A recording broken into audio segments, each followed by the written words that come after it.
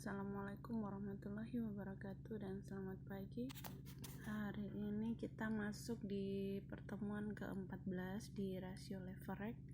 Jadi rasio leverage ini adalah rasio dimana sama dengan rasio solvabilitas yang mungkin sudah diajarkan di pertemuan-pertemuan awal ya. Ini hanya pengulangan saja.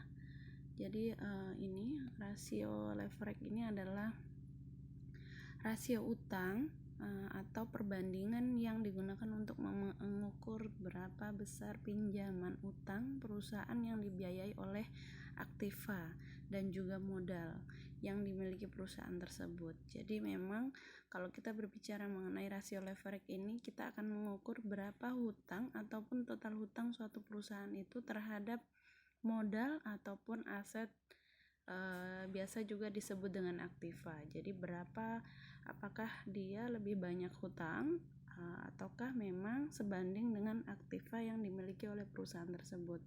Nah, di sini manfaat rasio leverage ini adalah mengetahui posisi perusahaan terhadap kewajibannya juga, kemudian menilai seberapa besar pengaruh utang perusahaan terhadap pengelolaan aktiva, berapa besar aktiva perusahaan dibiayai oleh utang, mengukur berapa besar bagian dari setiap rupiah modal sendiri, kemudian keseimbangan antara nilai aktiva dan juga berapa jumlah dana pinjaman yang segera akan jatuh tempo.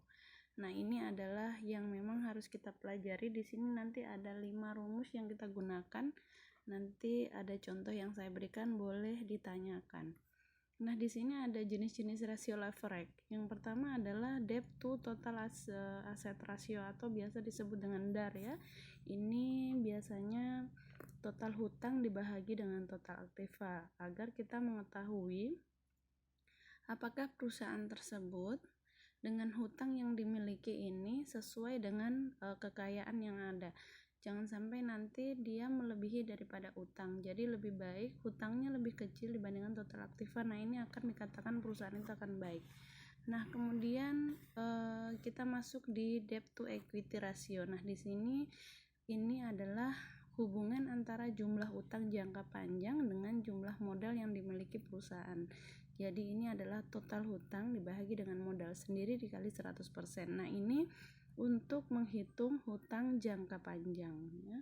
Kemudian long term debt to equity ratio. Nah, ini adalah hutang jangka panjang dibahagi dengan modal sendiri. Sebenarnya sama saja, cuman yang membedakan adalah total hutang dengan hutang jangka panjangnya. Nah, sekarang kita masuk di times interest earned ya. Di sini ada di mana rasio ini adalah bagaimana kemampuan membayar bunga, seberapa banyak laba operasi atau kadang juga ditambah dengan penyusutan. Jadi laba operasi mampu membayar bunga dari utang. Ini laba operasi ditambah dengan penyusutan dibahagi dengan bunga utang jangka panjang. Nah, di sini ada juga tangible asset debt coverage, dan di sini juga rumusnya adalah jumlah aktiva ditambah tangible ditambah utang lancar dibahagi utang jangka panjang. Nah, yang untuk tangible asset ini adalah bagaimana membayar bunga ya. Jadi bagaimana perusahaan itu mampu untuk membayar bunga-bunga hutangnya. Nah, kita masuk di contoh perhitungan. Ya, di sini sudah ada semuanya, mulai dari aset lancar, aset tidak lancar, sampai hutang jangka pendek, hutang jangka panjang, semuanya sudah ada. Dan untuk laporan laba rugi juga sudah jelas, penjualan, HPP ya. Dan kita masuk di perhitungan yang pertama. Sebenarnya ini sangat mudah sekali untuk dipahami karena memang laporannya sudah jelas, rumusnya ada, dan kita tinggal memasukkan saja. Nah, di sini yang pertama adalah untuk menghitung DAR ataupun debt to total asset ratio. Ini total hutang dibahagi dengan total aktiva. Nah, kalau kita berbicara mengenai total hutang di sini adalah dibahagi total aktiva. Coba kita cek di sini ya. Total hutang di sini yang kita lihat adalah hutangnya, hutang jangka panjang dan hutang jangka pendek juga harus ditambahkan. Nah, di sini hutang jangka panjangnya ini adalah juta, sedangkan total hutang jangka pendek ini adalah 3 juta, sehingga total hutang itu 5 juta. Jadi jangan sampai nanti ekuitas itu masuk di hutang, karena ekuitas itu adalah modal sendiri ataupun modal. Nah, di sini kita bisa lihat bahwa perusahaan tersebut berarti dia bagus karena dia 300% itu hutangnya ya, maksudnya dari total aktifanya 15 juta, hutangnya 5 juta. Nah, ini bisa dikatakan perusahaan tersebut bagus ya. Artinya bagian aset yang digunakan untuk menjamin 0,33 ya. Jadi bagus. Beda kalau seandainya 0, atau 50% ya. 50%-nya semuanya aktifannya dipakai untuk hutang. Ini juga bisa dikatakan perusahaan kurang bagus. Nah, debt to equity ratio ini adalah total hutang dibagi modal sendiri dikali 100% ya. Jadi total hutangnya adalah 5 juta dibagi modal sendiri 10 juta. Ini modal sendiri ini adalah modal yang didapat dari sini ya, 5 juta ya, modal saham ya. Kalau modal saham berarti modal yang memang dipengaruhi oleh dari luar ya. Nah, ini ada 5 juta. 5 juta ini diperoleh dari ya. Jadi kita bisa tahu bahwa total hutang di sini 5 juta ini diperoleh dari hutang jangka pendek ditambah hutang jangka panjang ya kan. 3 juta ditambah dengan 2 juta. Nah, untuk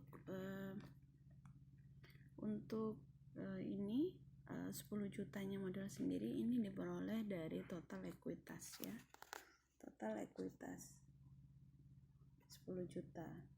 Nah, di sini kita bisa melihat bahwa ternyata hasilnya 50%. Jadi 50% dari setiap modal sendiri adalah jaminan utang. Jadi ini ketika kita menghitung bukan total aktiva ya, menghitung modal sendiri, ternyata modal kita masih mampu untuk menutup hutang ya, masih mampu. Nah, sekarang long term debt to equity ratio ini hutang jangka panjang dibagi dengan modal sendiri. Jadi hutang jangka panjangnya tadi yang di sini adalah 2 juta ya, hutang obligasi dibahagi dengan 15 juta, ini adalah total aktiva. Nah, ini adalah total aktiva ya, total aktiva. Total aset atau total aktiva sama saja. Dari hasilnya adalah 20%. Jadi 20% ini artinya bahwa utang jangka panjang kita terhadap modal sendirinya itu 20%. Artinya bahwa memang bagus ya, berarti lebih banyak modal sendirinya dibandingkan utang jangka panjangnya. Sekarang times interest earned atau laba operasi ditambah dengan penyusutan dibagi dengan bunga. Ya, jadi di sini kalau kita melihat 6.750 dari mana? Ini adalah laba sebelum bunga dan pajak ya. 6.750. Nah, disinilah kita bisa melihat bahwa ini nanti akan dibagi dengan bunga. Bunganya kita yang kita terima berapa? Bunga obligasi di sini ada 87.500. Nah, itu nanti akan kita bagi. Artinya bahwa setiap rupiah bunga utang jangka panjang akan dijamin oleh keuntungan 77,14. Artinya bahwa memang ini perusahaan masih dikatakan bagus ya. Jadi kalau seandainya ada mau menghitung perusahaan itu apakah dari rasio leverage ini bagus atau tidak, boleh nanti dilakukan penelitian ini. Kemudian tangible asset debt coverage atau aset dikurang tangible dikurang dengan utang jangka pendek dibagi utang jangka panjang ya.